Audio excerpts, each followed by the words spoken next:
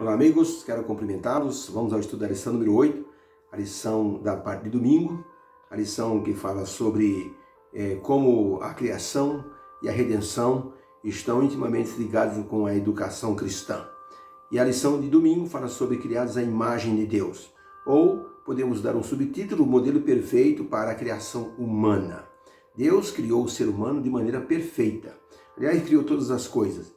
Só que o ser humano foi diferenciado de todo o resto da criação, porque Deus colocou as suas digitais para fazer então o ser humano e soprou o fôlego de vida da sua própria pessoa. Por isso a expressão façamos o homem à nossa imagem conforme a nossa semelhança. O escultor grego Fídias era um escultor que ele tinha uma perícia tão grande em realizar suas esculturas que ele não precisava colocar nenhuma marca, nenhuma assinatura em suas obras, porque a perfeição era tanta que qualquer crítico, qualquer colecionador que olhasse qualquer escultura de Fídias, de imediato eles diziam, essa escultura foi feita por Fídias. Tamanha era a beleza e a perfeição que existia em suas esculturas, em suas obras. Quando Deus criou o ser humano, ele colocou a sua digital na criação do ser humano. Por isso, ser criado à imagem de Deus significa muita coisa. A educação cristã nos mostra que essa situação de Deus colocar a sua digital trouxe para o ser humano uma responsabilidade. Infelizmente, o pecado deturpou essa imagem e por isso, então, o plano de Deus para a restauração dessa imagem. Quando nós olhamos para a natureza, nós podemos dizer em muitos momentos, louvado seja Deus, porque há muitas situações assim maravilhosas que nós podemos concluir que somente a mão poderosa de Deus poderia criar certas coisas. Por isso, a criação do ser humano nos faz ver que somente a mão divina poderia criar o ser humano com toda a perfeição, com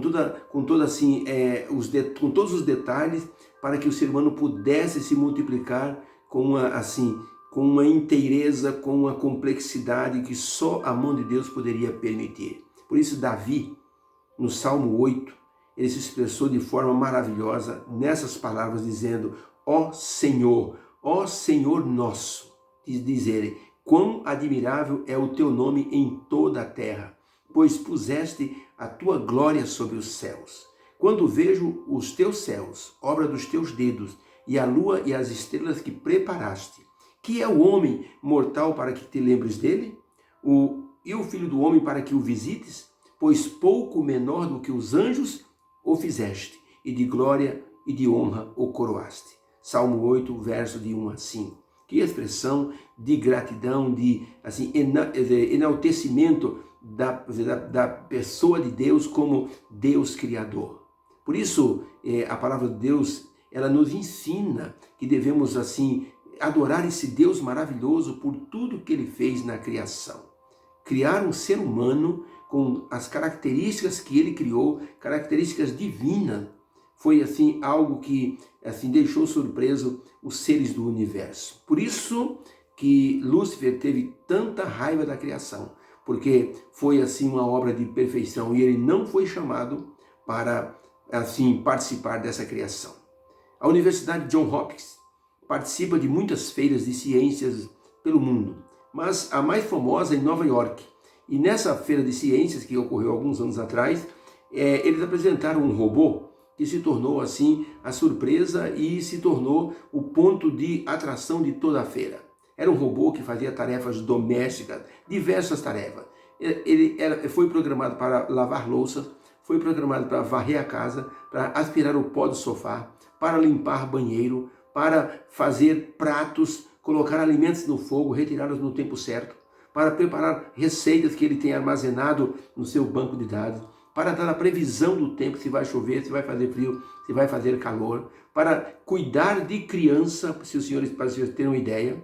Então, esse robô, ele consegue se conectar à internet e dizer pelo GPS dos celulares dos familiares onde a pessoa está naquele momento. Ele avisa dos compromissos das pessoas e ele faz uma coisa interessante. Quando ele percebe que a bateria está descarregando, esse robô vai até uma parede onde tem uma tomada, com a mão mecânica ele tira ali um fio e conecta naquela tomada e fica ali o tempo certo para recarregar as suas baterias. Esse robô só não faz uma coisa: ele não consegue amar. Não consegue ter nenhum tipo de emoção ou sensibilidade, porque não foi programado para isso, porque isso só a mão divina consegue fazer num ser criado. Deus criou o ser humano de maneira perfeita, uma máquina fantástica, perfeita como o ser humano é. Pense apenas no cérebro humano, com a complexidade que há no cérebro para organizar e para então monitorar todas as funções do corpo, algo assim espetacular, fantástico. Pense no céu, nas constelações e tudo que existe assim no espaço sideral, algo que nos faz exclamar que Deus é o grande criador de tudo isso. Deus, no momento da criação do ser humano, com toda a perfeição, ele projetou o ser humano para ter felicidade. Infelizmente, o pecado quebrou esse plano, mas Deus criou um plano para a restauração dessa situação toda. A pergunta número 1 é: Deus criou o ser humano à sua semelhança. E os seres criados depois do pecado? Eles foram criados de que forma? Vamos ao texto bíblico? Gênesis capítulo 1, verso 26 e 27. E disse Deus: façamos o homem à nossa imagem, conforme a nossa semelhança, domine ele sobre os peixes do mar, sobre as aves do céu, sobre os animais domésticos e sobre toda a terra e sobre todo o réptil que se arrasta sobre a terra. Verso 27, criou, pois, o Senhor Deus o homem à sua imagem. A imagem de Deus o criou. Homem e mulher os criou. Agora no Gênesis capítulo 5, verso 1 e 3 diz assim: este é o livro das gerações de Adão, no dia em que Deus criou o homem à semelhança de Deus. Verso 3, Adão viveu 130 anos e gerou um filho à sua semelhança, conforme a sua imagem, e pôs-lhe o nome de Sete, que veio depois do julgamento de Caim e Abel. Explicando então, o ser humano foi criado à imagem divina. E os outros seres foram criados de que forma? A imagem de quem? A resposta é a criação de Adão e Eva, inquestionável, criados à imagem de Deus. Mas depois do pecado, os seres humanos foram criados à imagem dos seus pais. Foram criados semelhantes aos seus pais que já eram pecadores. Assim, a raça humana então carregou o pecado, então a semelhança humana. Então essa é a resposta.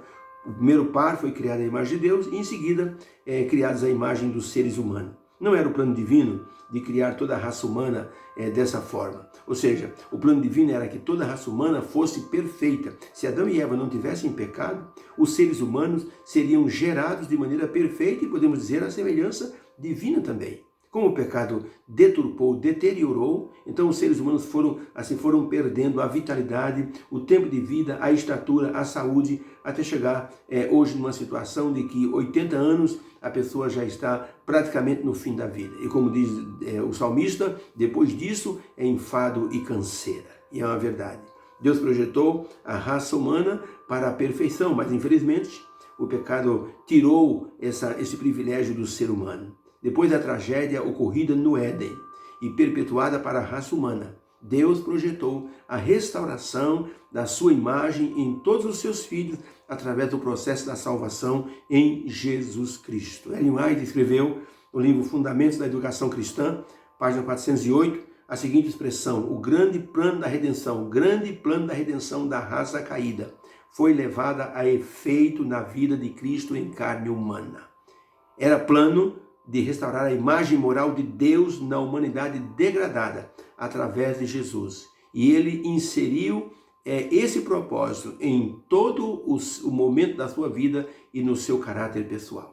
Então Jesus Cristo veio com uma missão de restaurar a imagem caída do ser humano, a imagem caída de Deus no ser humano. Jesus queria restaurar essa imagem.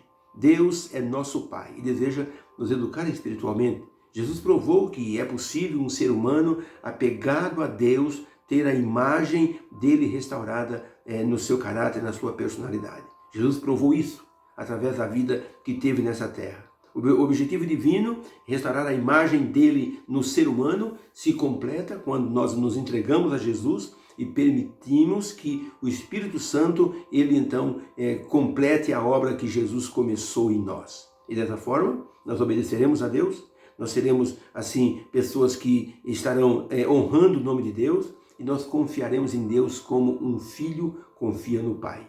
Um pastor nas Filipinas estava indo para uma cidade, nas Filipinas mesmo, mas teria que ir de embarcação. Ele, a esposa e o filhinho iam para um congresso do Ministério da Mulher, e no meio do caminho uma tempestade muito forte, violenta, fez a embarcação quase virar. O filhinho do pastor segurou nas pernas do pastor e disse: papai, será que vamos naufragar? Eu não quero morrer. O pai disse: calma, filho, o piloto é amigo do papai. E ele já me disse que está tudo sob controle. Mas vamos sentar e vamos recitar o Salmo 23, para você então ter confiança em nosso Deus, o nosso grande piloto. E assim o menino começou a recitar junto com o pai o Salmo 23. Até que a tempestade passou e a embarcação chegou em paz naquela cidade. O pastor diz que o que mais o emocionou foi o filhinho ter confiança em suas palavras e acreditar que realmente tudo passaria. Em nossa vida, nós passamos por muitas tempestades, por muitas situações inadequadas, por muitos desafios.